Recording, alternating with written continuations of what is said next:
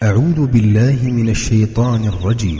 بسم اللہ الرحمن الرحیم. وضو سے پہلے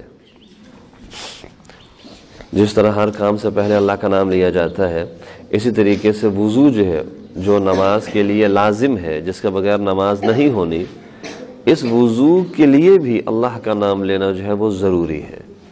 ٹھیک ہے نا؟ اور اس میں بھی بسم اللہ کے نام کے ساتھ وضو کا عمل شروع کیا جاتا ہے. ایک یہ ہو گیا.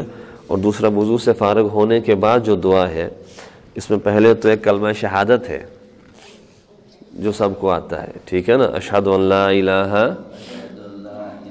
الا اللہ وحدہ لا شریک لہ واشہد ان محمدا عبدہ ورسولہ. اور اس کے ساتھ ہی جو نیچے والی دعا ہے، اس کو بھی ساتھ ملا کے پڑھتے ہیں. ٹھیک ہے؟ اللہم اجعلنی من التوابین واجعلنی من المتطہرین. اللہم اجعلنی من التوابین واجعلنی من المتطہرین.